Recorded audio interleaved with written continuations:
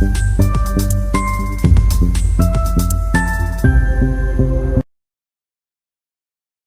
Morning traders. यहाँ पर market open हो चुका है। जैसे कि हम लोग प्री मार्केट में डिस्कस किए थे, हालांकि मार्केट और कंटिन्यूशन में नहीं गिरना चाहिए, वरना हम लोग क्या हो जाएंगे, ट्रैप हो जाएंगे। और जो स्ट्रॉन्ग बायर है, जिसका मैं कल प्री मार्केट में बात कर रहा था, वो भी ट्रैप हो जाएगा। तो मार्केट फिर कंटिन्यूशन में जा सकता है। इतना थोड़ा बहुत अभी जो गिरावट आ रहा है, वो सेलर को इन्वाइट करने के लिए मेरे हिसाब से काफी है।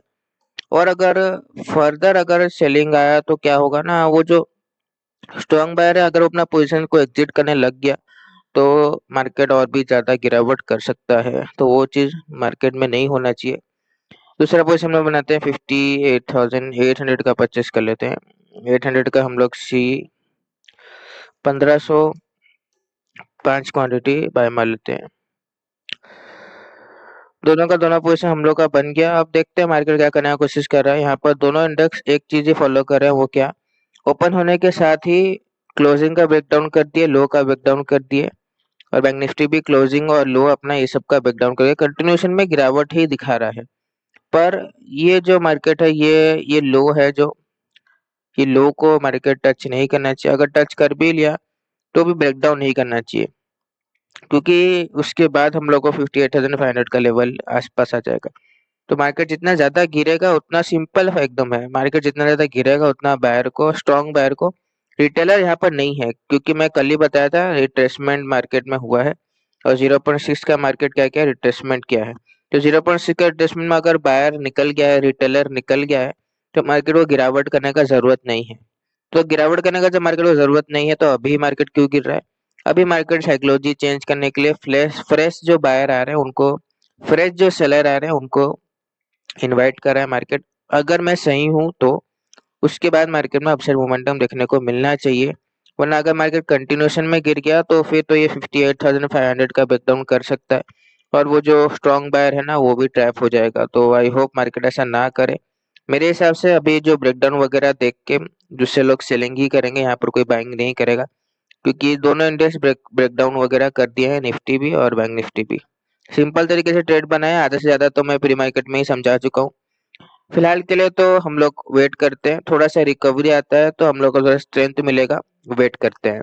फिर हम लोग को पोजीशन में ठीक ठाक प्रॉफिट भी चलने लग गया, और मार्केट जहां से हम लोग बाय किया वहीं से टर्न किया है। तो अब आपको लगता होगा कि हम लोग जहां से बाय किया वहीं से क्यों टर्न किया, और यहीं पर ही हम लोग क्यों बाय नहीं किए, यहीं पर हम लोग क्यों बाय किए।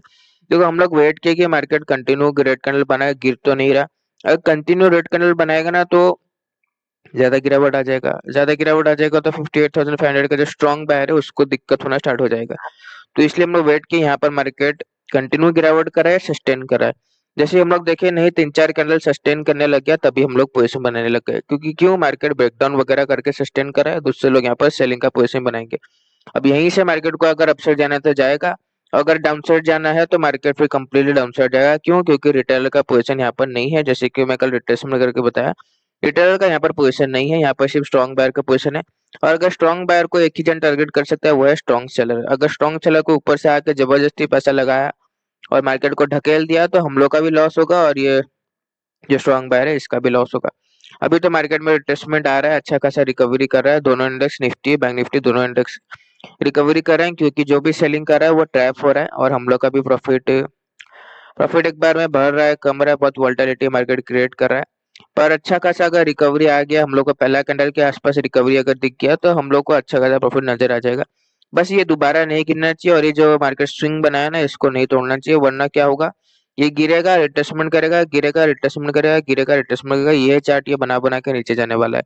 तो हम लोग को समझ जाना चाहिए, क्योंकि ये जो भी सेलिंग कर रहा है, मार्केट उसको रिट्रेसमेंट करके निकाल रहा है, फिर गिरावट कर रहा है, रिट्रेसमेंट करके निकाल रहा है, फिर गिरावट कर रहा है। तो ये चीज भी बाइंग साइड भी लागू होता है, सेलिंग साइड भी लागू होता है। तो वैसे मार्केट को नहीं करना चाहिए। वी से रिकवरी में एक्सपेक्ट कर रहा हूँ, आई होप वैसा आ जाए, वेट करते हैं। ट्रैप इंडेक्स में हम लोग को एक अच्छा रेड कैंडल देखने को मिल गया। ये लो नहीं तोड़ना चाहिए, मैं बार बार बोल रहा हूँ, ये लो तोड़ेगा तो मार्केट और भी फर्दर डाउन साइड जा सकता है। तो हम लोग अपना पोजीशन से एग्जिट कर देंगे, क्योंकि वेट करेंगे। उसके बाद हम लोग दोबारा देखेंगे कि मार्केट क्या कर रहा है, क्योंकि जब जानते हैं मार्केट का डायरेक्शन चेंज होने वाला है, तो पोजीशन को होल्ड करके कोई फायदा नहीं है। क्योंकि मैं क्या बोल रहा हूँ, ये अभी जैसे सेलिंग कर रहा है, तो कोई ना कोई सेल करने आया होगा। क्यों, क्योंकि मार्केट लो वगैरह, क्लोजिंग वगैरह प्रीवियस तोड़ दिया है। तो मार्केट को अगर कंप्लीट डाउन साइड जाना होगा ना तो ये ऐसे ही जाएगा।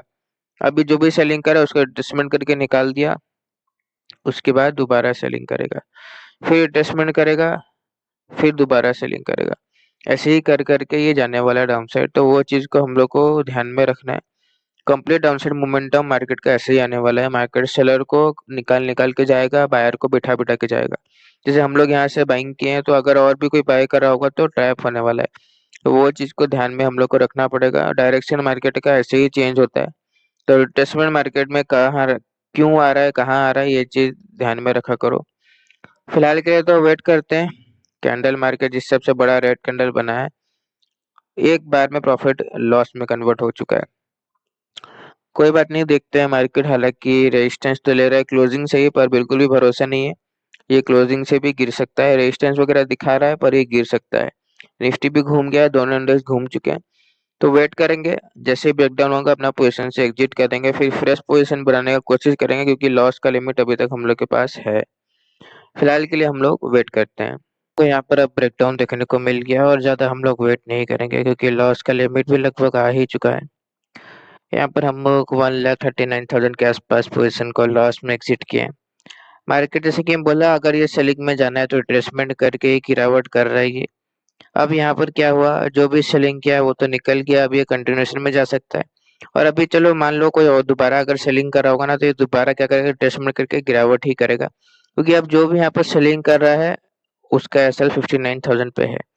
तो अब यहाँ से 59,000 का लेवल बहुत दूर हो चुका है। जब ये यहाँ पर टर्न किया था, यहाँ पर जब ये टर्न किया था तो इसको कंटिन्यूएशन में जाना चाहिए था। जैसे कि बोला था, वी शेप रिकवरी हम लोग को चाहिए। अगर मार्केट इसको लो को ब्रेक डाउन कर दिया तो ये कंटिन्यूएशन में जा सकता है।